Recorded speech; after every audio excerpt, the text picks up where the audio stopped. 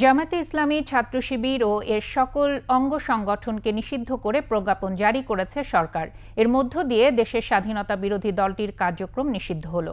স্বরাষ্ট্রমন্ত্রী জানিয়েছেন, এ অবস্থায় যে কোনো নাশকতা মোকাবেলায় প্রস্তুত রয়েছে সরকার। মফিউর রহমানের রিপোর্ট। নির্বাহী আদেশে সন্ত্রাসবিরোধী আইনের ১৮-এর ১ ধারা অনুযায়ী জামায়াতে ইসলামী ছাত্র শিবির ও তাদের অন্যান্য অঙ্গ সংগঠনকে নিষিদ্ধ করে প্রজ্ঞাপন জারি করে সরকার। বৃহস্পতিবার বিকেলে স্বরাষ্ট্র মন্ত্রণালয় এ প্রজ্ঞাপন জারি করে। এতে বলা হয়, মুক্তিযুদ্ধ চলাকালে গণহত্যা, যুদ্ধাপরাধ ও মানবতাবিরোধী অপরাধে অপরাধী হিসেবে দলটি গণ্য হয়েছে। একই সাথে সাম্প্রতিক হত্যাযজ্ঞ, ধ্বংসাত্মক কাজে উস্কানিদাতা হিসেবে জড়িত ছিল জামায়াত ও এর অঙ্গ সংগঠনগুলো। এই প্রজ্ঞাপন জারির ফলে তারা আরও সহিংসতা চালাবে কিনা এ বিষয়ে জানতে চাইলে স্বরাষ্ট্রমন্ত্রী বলেন, জামায়াত কোনো সন্ত্রাসী কার্যক্রম চালাতে চাইলে সেটা মোকাবেলার সক্ষমতা সরকারের রয়েছে।